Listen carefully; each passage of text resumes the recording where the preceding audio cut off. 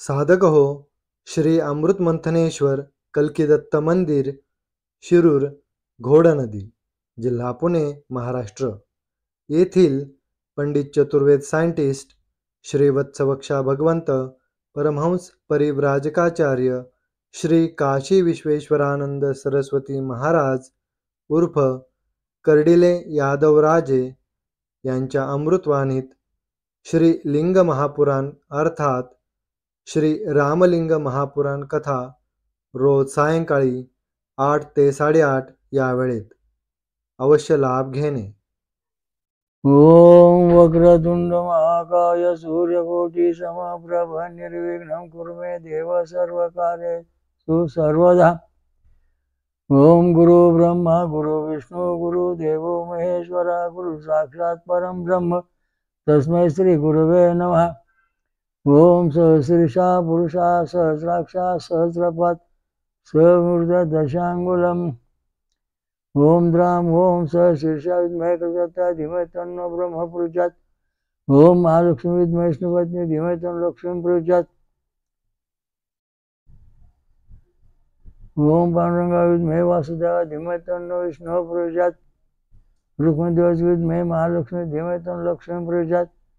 दशऋषि विद्महे आनंद शक्ति धीमहि तन्नो ब्रह्म प्रचोदयात्.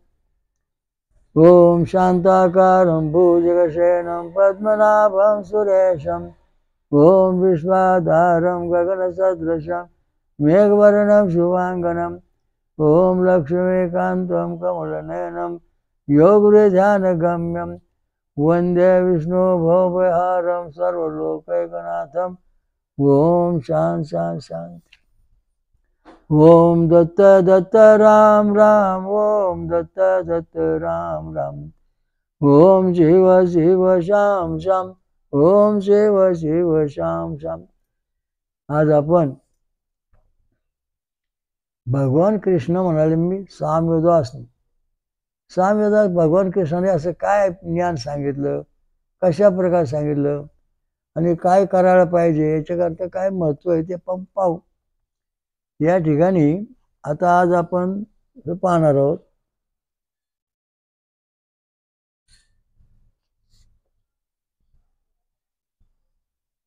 शेकडो कर्म करणाऱ्या शतकर्त्या इंद्रा, आम्ही अभिषेक केलेल्या सोमरसाने तू तृप्त हो आणि आम्हालाही धनसंपदा देऊन आनंदी कर. आता या ठिकाणी महत्त्वाचा मुद्दा असा आहे, या ठिकाणी देवांना खुश केल्याशिवाय आपल्याला काही प्राप्त होत नाही. देवांची भक्ती कशी करायची? सकाळी उठलं, पाणी घातलं, आंघोळ घातली, घंटिया लावला, देवाचं नाव घेतलं, चाललो, नाही चालत. देवांना उठल्यानंतर आंघोळ स्वच्छ केल्यानंतर त्यांच्या पुढं नैवेद्य ठेवला पाहिजे. स्वर्गातल्या देवांची पद्धत होम हवनातून ते फळ नैवेद्य घेतात आणि पृथ्वीवरचे जे पितर देव आहेत त्यांना नैवेद्य दाखवला जातो. त्यामुळं स्वर्गातल्या देवाचं आणि पितरांचं म्हणजे जवळजवळ वेगळ्या पद्धतीचे संबंध आहेत, संबंध प्रत्यक्ष नाहीत. जर तुमचे पितरच जर सोमरस पित असतील तरच इंद्राची सन्मुख स्वर्गाच्या देवाशी आपला संबंध येऊ शकतो. आतापर्यंत ऋषीमुनींच्या काळामध्ये कंदमुळे फळे खाऊन ऋषी लोक सोमरस पित असत. ऊसाचा रस, नारळाचं पाणी, आंबरस आणि फळांचा रस हे सोमरस. त्या सोमरस पिऊन उपासना साधना करीत असत. आणि ऋषीमुनी सगळे तपश्चर्या करीत असत. त्यामुळं त्यांचं शरीर जे आहे किंवा अभ्यास जो आहे, मन बुद्धी चित्त अहंकार हे सगळं देव स्वरूप जाणून घेणे इतकं योग्यच तयार होत असत. परमेश्वर प्राप्ती करायची म्हणजे आपलं शरीर देवांच्या शरीराला जाणून घेणे इतकं तयार झालं पाहिजे. हे कृष्ण भगवंताने या ठिकाणी त्या मुद्दाम उदाहरण सामवेद वाचा सांगितला. शेकडो हे इंद्रा शेकडो शतक करते म्हणजे याचा अर्थ असा आहे की हा जो इंद्रदेव आहे परमेश्वर परमात्मा, तर त्याचं साधना आपण करायची, म्हणजे इंद्रदेव प्रसन्न झाला पाहिजे. आणि तो झाल्यानंतर मग आपल्याला खरे देवाची प्राप्ती होते, तशी होत नाही.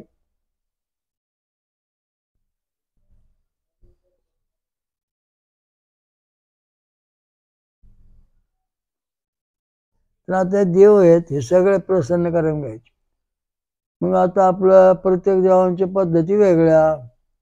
कोणाला मोदक, कोणाला फळफग, खुपा म्हणजे पोळ्या, कोणाला काय, असं म्हणजे निराळे साधना करून ठेवलेल्या आहेत. पण प्रत्यक्ष स्वर्गातून जे देव पृथ्वी आलेत त्यांचा जो आहार आहे तो तसाच राहिलेला आहे, त्याच्यामध्ये काय बदल त्यांनी केलेला नाही. गणपती, ब्रह्मदेव, विष्णू, शंकर, दत्त, विराट स्वरूप जे आहे यांचा आहार जो आहे तो फळांचा रसावच आहे आणि अमृतावर आहे.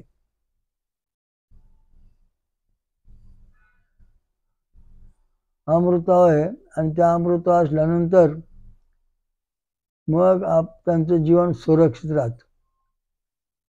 हे इंद्रदेवा, हे परमेश्वरा, तुला अभिलेषित केलेलं म्हणजे आम्ही मंत्रून सिद्ध करायला सोमरस देत आहोत. आता सोमरस देण्याच्या दोन पद्धती, म्हणजे स्थूल स्वरूप आणि सूक्ष्म स्वरूप.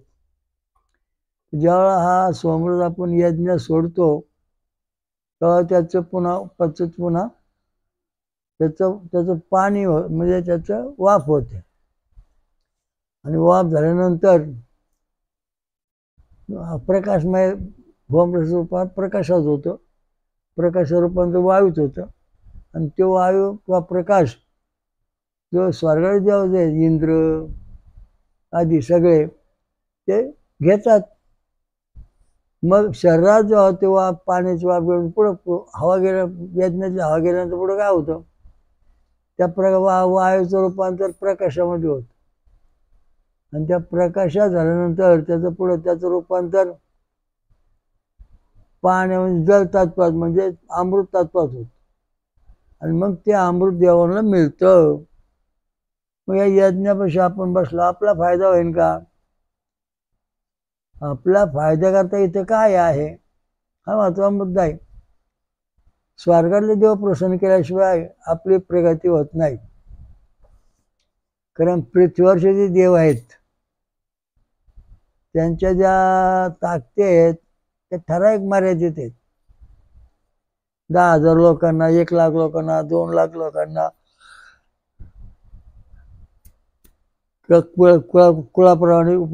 कुळाप्रमाणे संरक्षण करणे वगैरे असे या विभागणी आहेत. परंतु जो मुख्य देव स्वर्गातले जे देव त्यांना भरपूर अमर्याद अशी, म्हणजे त्याला मर्यादा नाही, इतकी ताकद, इतकी शक्ती आहे. आणि देवाने सोमरसच का प्यायचा बुवा? बाकीचं पाणी पिऊन राहिलं तर काय बिघडत आहे काय? स्वर्गातले जे देव आहेत ते अमृत पितात आणि सोमरस पितात, ते पाणी पित नाहीत. सोमरसातून जे पाणी आहे ते त्यांना उपयुक्त आहे, त्याला पाणी पितात. आणि म्हणून हे देव आहेत. तुम्हाला जर देव सोबत यायचा असेल तर तुम्हाला सोमरस प्यायला पाहिजे. 7 दिवस म्हणा, महिनाभर म्हणा, असं 6 वर्षातून काही दिवस साधना केली पाहिजे. तेव्हा सोमरसाच्या मार्गात तुम्ही येऊन बसतान. असं सोमरसात काय आहे बुवा असं की ज्याच्यामुळं आपल्याला ईश्वर प्राप्ती होईल? आता थोडक्यात सांगायचं म्हणजे फुगा आहे, फुग्यात हवा भरली का तो जमिनीवर फिरत राहतो. पण फुग्यात पाणी भरलं जमिनीवर फिरत राहणार. आणि फुग्यात जर पाणी हवा भरली तर तो वर जाणार. म्हणजे याचा अर्थ असा आहे की सोमरस पिल्यानंतर देवांचं शरीर प्रवास करण्यास, हवेतून प्रवास करण्यास योग्य होते. जड अन्न खाल्लं तर ते शरीरात योग्य होणार नाही. समजा तुम्ही इंद्रदेव आहे, त्याला उद्या पुरणपोळ्याचं जेवण दिलं तर तो सुस्त होणार, झोपणार, तो आकाशामध्ये प्रवेश करू शकणार नाही, त्या शरीर जड झालं. पितर तत्वामध्ये आला तो. पण त्याला जर तुम्ही सोमरस दिला तर तो फुग्यासारखा वायू रूपात येणार, मग आकाशामध्ये गमन करून फिरणार, मग तो शक्तिशाली बनला. तशा प्रकारचं आपण मानव जे आहेत, आपल्या ज्या साधना आहेत त्या चुकीच्या आहेत का बरोबर आहेत ते आपण पाहू शकत नाही असं नाही. पण व्याजाच्या दृष्टीने जर विचार केला तर साधना सगळ्यात चुकीच्या आहेत. कारण प्रत्येक देवाचं खाणं पिणं वेगळंच, पण स्वर्गाच्या देवांचं खाणं पिणं एकच, अमृत आणि सोमरस. म्हणून त्यांच्यामध्ये संघटना आहे, एकी आहे आणि ते समाजाचे कल्याण करण्यास समर्थ आहेत. आपले देव समर्थ होतात का पृथ्वीवर राहणारे? पितर तत्वाचे नाही होत. कारण ते ठराविक मापाचं चालतात, ठराविक कार्यक्रम करतात, त्यामुळे त्यांना सुख शांती मध्यम असते. आपण जेव्हा भक्ती करतो तेव्हा इंद्रदेव जो आहे त्याची पूजा केली जाते यज्ञावर. नंतर देवांचे गुरु बृहस्पती यांची पूजा केली जाते, मग ब्रह्मा विष्णू महेश अशा शिंक्रमार देवाची पूजा करून हा यज्ञ केला जातो. मग आता आपण सोमरस पेलो, आपला काय फायदा होणार आहे? आपण देवाबरोबर खरंच बोलणार आहे का? खरंच देव आपल्याबरोबर बोलणार आहे का? आता त्याचे प्रात्यक्षिक असे, तुम्ही आज तुमचा हृदयाचा कार्डिओग्राम काढा, ECG. तो किती आहे? 3 mm आहे. 6 बटणं, 1 2 2 6, 6 बटणं आहेत. ते 6 बटणं जे आहेत 3 mm आहेत.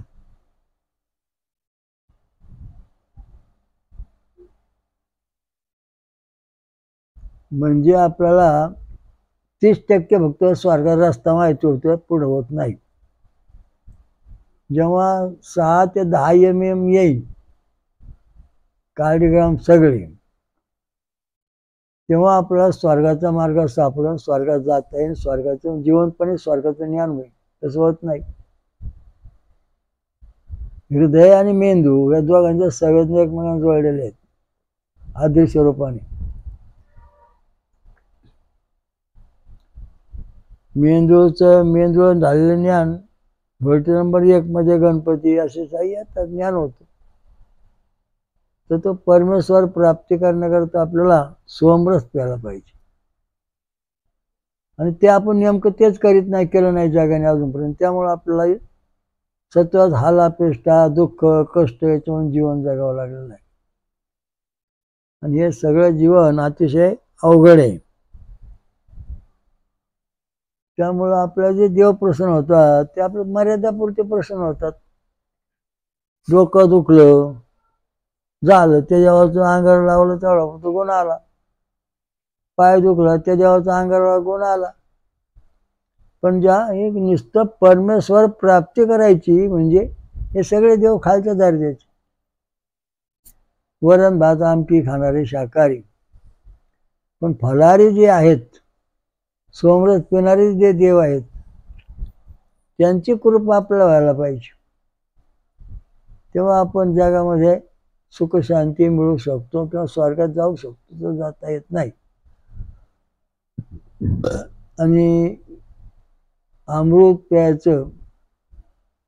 गवळण म्हणे गवळणीला, चळा अमृत मंथने स्वर दत्ताला, अमृत पिऊ अमर होऊ जाऊ परमधामाला. कलगीदत्त महाराजांच्या मंदिरात गवळण निघालेल्या आहेत.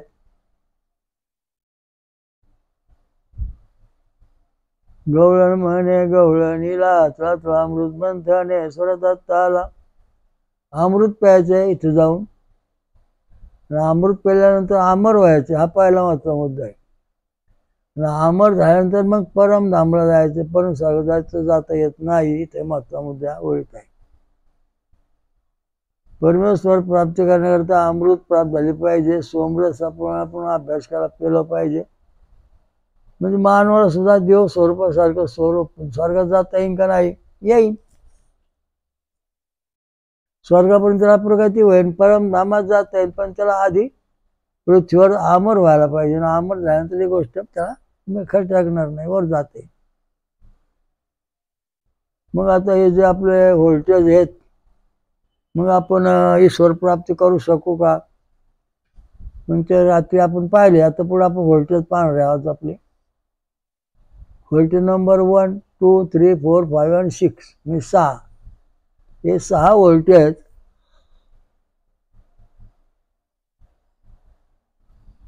पॉझिटिव्ह असून जर समजा 6 mm ते 10 mm आले, तर आपल्या मेंदूच्या संवेदना आणि संवेदना एकरूप होऊन मग आपल्या बुद्धीला जगामध्ये कुठं काय दिव्य दृष्टी प्राप्त होणे, ज्ञान सुरू होत.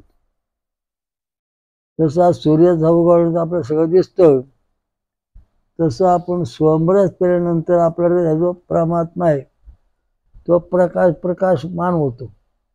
आणि मग आपल्याला सगळं तिथल्या गोष्टी दाखवतो, कुठं काय आहे, कुठं काय. स्वर्गात काय बा, स्वर्ग खरंच आहे का खोटं आहे? काय लोक स्वर्गच नाही, काय म्हणतात स्वर्ग आहे.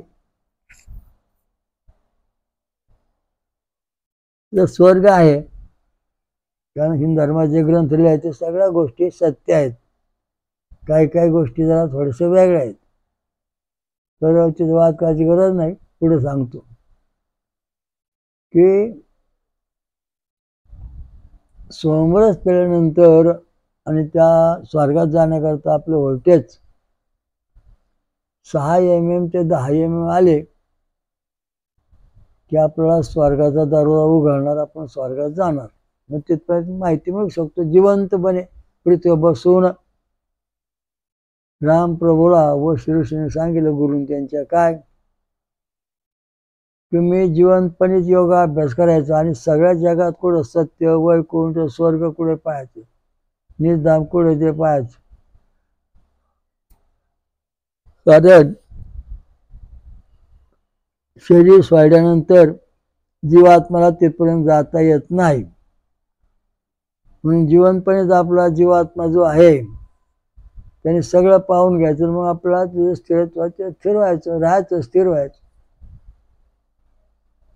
त्याच्याकरता सोमरस देव पितात. आणि मानव सोमरस पित नाहीत, वरण भात आमटे खातात किंवा इतर काय असन ते. त्यामुळं देवांचं दिव्य अस्तित्व आणि मानवाचं मलिन अस्तित्व निर्माण होत. आणि मग आपण किती जरी देवभक्ती केली तरी आपल्याला ईश्वर प्राप्ती होत नाही, किंवा देव आहे असं भासं होत नाही. आपण नाही मानणार, कारण आपल्याला दिसतच नाही ना. आज जे पण जे गेले त्यांना देव भेटला नाही, आपल्याला कुठून भेटणार, दिसण्यात सगळं चालतं. तर आपल्याला ईश्वर प्राप्ती करायची हा सोमरसाचा उद्देश.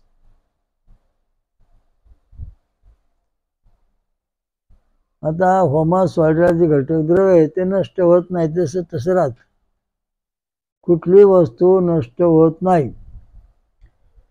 आता समजा लिंब आहे, औदुंबर आहे, मोठं वड आहे, सगळं जळाले, पण कालांतराने पुन्हा तसंच बीज, तेच बीज पुन्हा कुठं उगवलं आणि पुन्हा सृष्टी तसंच त्यांनी आपलं अस्तित्व निर्माण केलं.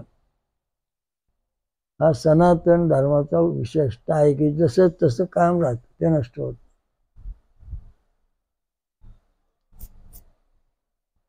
म्हणून या ठिकाणी सांगितलंय की बा इंद्रदेवा तुम्ही सोमरस प्या आणि आम्हाला धन संपत्ती ऐश्वर्य द्या. म्हणजे अशी प्रार्थना या ठिकाणी केली आहे देवाला. तर ती प्रार्थना चालू आहे. तर पुढं काय सांगितलं बघू जमलं तर.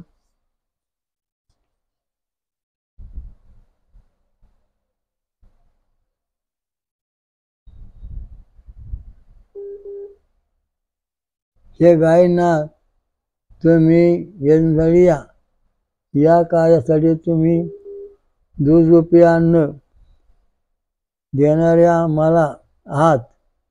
तुमचे दोन्ही कान सुवर्णाच्या अलंकाराने सुशोभित आहेत. आता या गाया कोण? यज्ञस्थळी याला सांगितल्या.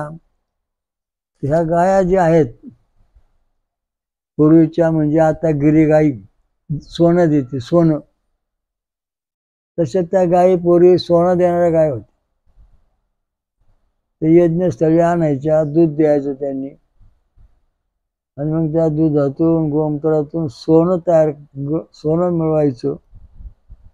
आणि सोनं मिळून मग ते सोनं मिळाल्यानंतर मग आपला कार्यभाग सुरू करायचा. म्हणून गाणं बोललो त्यांनी, तू या. पूर्वीच्या यज्ञातल्या ज्या गाया होत्या पूर्वीच्या काळातल्या, त्या माणसाप्रमाणे बोलायच्या. म्हणजे अशी परिस्थिती पूर्वी होती. आता नाही, कालांतराने सुरू होईल. तर तुम्हाला ईश्वर प्राप्ती करायची म्हणजे वरण भात आमटी खाऊन होणार नाही. देवाला भेटायचं तर तुम्हाला सोमरस प्यायलाच पाहिजे. सोमरसाचं पाण्यात पाणी प्यायचं, देव पाणी आपल्या शरीरामध्ये. म्हणजे देवांचं जे दिव्यत्व आहे ते आपण स्वीकारलं पाहिजे, यज्ञ केला पाहिजे. ओम यज्ञ देवस्थानी धर्मानी प्रणमते हे नागमय सध्या शांती देवा.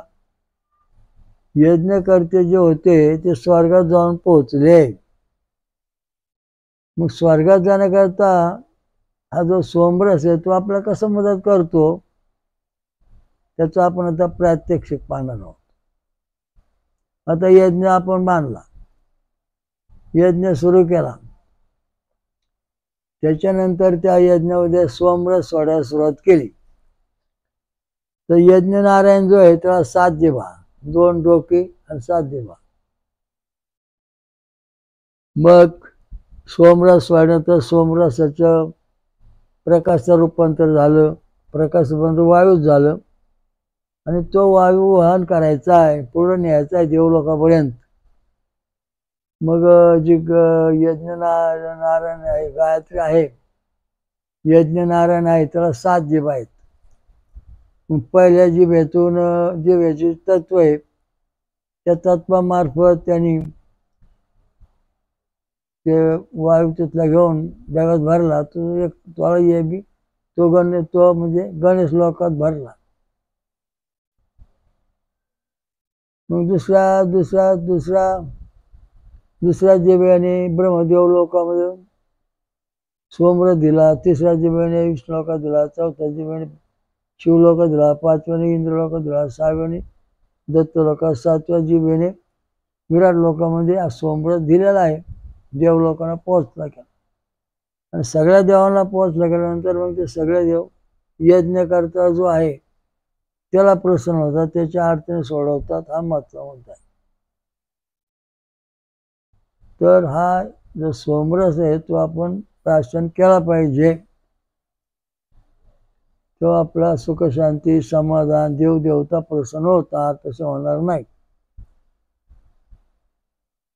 ओम दत्त दत्त राम राम, ओम दत्त दत्त राम राम, ओम शिव शिव श्याम श्याम, ओम शिव शिव श्याम श्याम.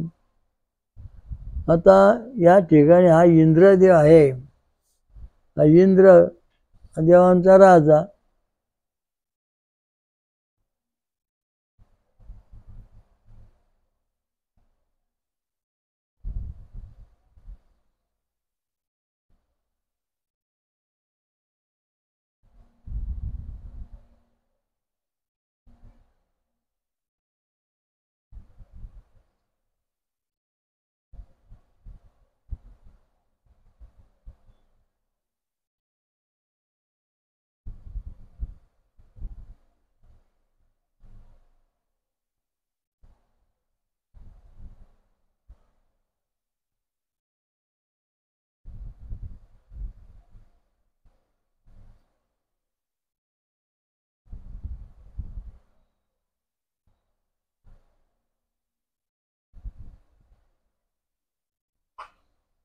आता या ठिकाणी महत्त्वाचा मुद्दा असा आहे की जे देव आहेत, इंद्रदेव किंवा सगळे देव आहेत, त्यांच्याकडे स्तुती गावं लागते, स्तोत्र गायची. पण ते कशातून? छंदातून म्हणायचं, छंद स्वरातून. तेव्हा देव आपला प्रसन्न होणार, तसे होणार नाहीत. हे देव लोक जे आहेत हे आपल्या भेटतात, जे आपल्याला जे देव भेटतात पृथ्वीवरचे वायुरूप भेटतात, ते आपलं खरं शरीर घेऊन पृथ्वीवर येत नाहीत. कारण या ठिकाणी ते शरीर घेऊन परत जायला अडचण निर्माण होत. मग ते आपलं दिव्य शरीर प्राप्त करून आपल्याला येतात, भेटतात, सल्ला देतात, आदर्श होतात. भगवान शंकर अजून जसेच्या तसे आहेत. मी आता या ठिकाणी बसलो, माझ्या शरीरातून अग्नी प्रगट व्हायला आणि मी आता जळून जाण्यास मला वाटतं. तेव्हा मी ध्यानात बसलो, तेवढ्यात भगवान शंकर प्रगट झाले रात्री 9 वाजता. मी आता ज्या ठिकाणी बसलोय तिथंच ते येऊन बसले आणि त्याने माझ्या डोक्यावर हात ठेवला. सकाळी 6 वाजता हात काढून झाले आमची भेट. बोलले, म्हणजे तुम्ही एवढी तपश्चर्या करायची नाही, शरीरातून जो अग्नी बाहेर पडतो तेव्हा तुम्ही संपला असता, जगाला पण संपावं लागला असतं. तर म्हणलं ठीक आहे महाराज, नमस्कार झाला. त्यांचं आमचं बरंच बोलणं झालं. हे सगुण स्वरूपात भगवान शंकर आहेत. त्यांचं शरीर वज्र कवचमय पोलाद असा. आणि ते म्हणले, मी मुद्दाम सांगतो, त्यांना विचारलं तुम्ही हे शरीर, ते म्हणले मी शरीरासहित तुम्हाला भेटायला आलं, आणि मग तुम्ही म्हणलं इथं वायुरूपाने भेटत होता, याचं कारण काय? ते म्हणले, मी आता तुम्हाला भेटायला आलं, परत काय आता पृथ्वीवर कधी येईन सांगता येत नाही. शरीर सहित हे शरीर आम्ही एका ठराविक ठिकाणी ठेवतो आणि मग जे भक्त असतील त्यांना जाऊन भेटतो, त्यांना सल्ला देतो, वायुरूपामध्ये पुढे उभे राहतो ना, अदृश्य होतो. परंतु त्यांचं म्हणणं असं आहे भगवान शंकराचं की जे देव आहेत ते आपला वायुरूप भेटून चालत नाही, कारण त्यांचा काय उपयोग नाही. आकाशात पांढरी ढग आल्यावर पाऊस पडत नाही, काळी ढग आली म्हणजे पाऊस पडतो. तसं हे जे मुख्य देव आहेत ते सगुण स्वरूपात जर आपल्याला भेटले तर आपली पूर्ण 100% प्रगती होत नाही. आणि ती 100% प्रगती होण्याकरता आणि देव आपला प्रत्यक्ष भेटण्याकरता आपल्याला सोमरस प्यायला पाहिजे. कारण देव सोमरस प्यायचा, मग आपण सोमरस प्यायचा, यज्ञ करायचा. आणि तो सोमरस प्यायल्यानंतर आपलं जे मानवी शरीर आहे ते आणि देवांचं जे शरीर आहे दिव्य, हे दोघांचं जवळजवळ एकमेकांच्या जवळ येण्याचा मार्ग सुरू होतो. आणि मग सगुण स्वरूपात देवांचं दर्शन होतच. देवी सगुण, सगळे देव सगुण आहेत, पण ते वायू रूपामध्ये आपल्याला भेटतात का? तर शरीर घेऊन फिरत नाहीत. ते म्हणजे त्याने सांगितले शंकर भगवंतांनी, त्या पृथ्वीवरती वातावरण वगैरे जे आहे यात जर आम्ही शरीर स्वतः घेऊन फिरलो तर आम्हाला वर परत जाता येणार नाही, ते जड होईल, इथलं अन्न किंवा काय खाऊ. म्हणून भगवान शंकरांनी सांगितलं की सोमरस पेल्यानंतर, उसारस पेल्यानंतर माझ्यासारखं तुमचं शरीर बनणार, हा महत्वाचा सिद्धांत मानला. सोमरसमधला उसाचा रस, हा उसाचा रस प्रिय कोणला आहे? भगवान शंकराला. तो हा सोमरस म्हणजे उसाचा रस पिऊन जर तुम्ही सोमवार उपवास केला तर कालांतराने आपलं शरीर देवाला पाहण्यासारखे किंवा देव आपल्याला भेटण्यासारखे योग्य बनते. आणि त्यावेळेस आपल्याला देव प्रसन्न होतात, तसे होत नाहीत.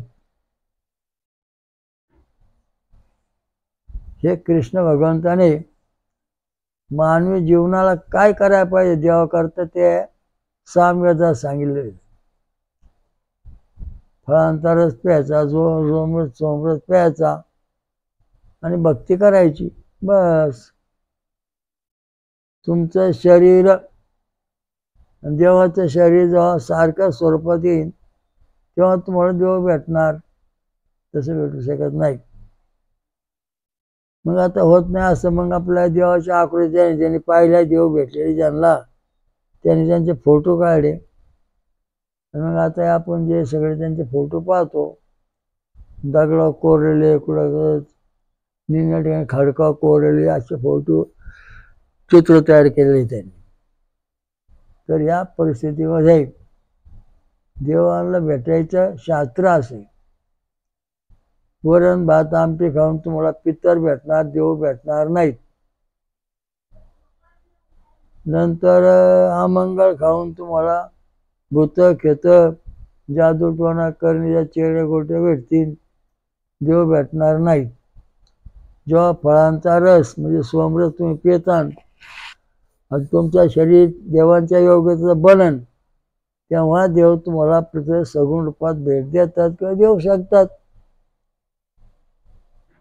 या दृष्टीने आपण आता ह्या अभ्यास केला पाहिजे. भरपूर अभ्यास करतात आप लोक, ते आपण पाहिलं पाहिजे आणि त्याप्रमाणे अभ्यास केला पाहिजे. ओम स्वयंभू श्री महाराज की जय. स्वयंभू महापंच सागरेश्वरी माता की जय. ब्रह्म ऋषि अत्रि की जय. महासत्यानुसाय माता की जय. ओम दत्त ओम सर्व देव देवता की जय. साधु संतन की जय. धर्म की जय. हरि ओम तत् ओम. शांती शांती. सर्व साधकांनी महाराजांच्या या वेदमंत्र आणि रक्तगट संशोधनाचा प्रचार करावा. VBK ट्रस्टची योजना बेकारी संपविणे. वेदमंत्र आणि रक्तगट प्रचार करा, समाजाकडून मदत होते. जगभर घरोघरी प्रचार करा. अधिक माहितीसाठी पुढील पत्त्यावर भेट देणे किंवा संपर्क साधणे. VBK ट्रस्टचे स्वयंभू विश्वराजा श्री अमृतमंथनेश्वर कल्किदत्त मंदिर, पाषाणवाडी, शिरूर, घोडनदी, जिल्हा पुणे, महाराष्ट्र. हरि ओम दत्त.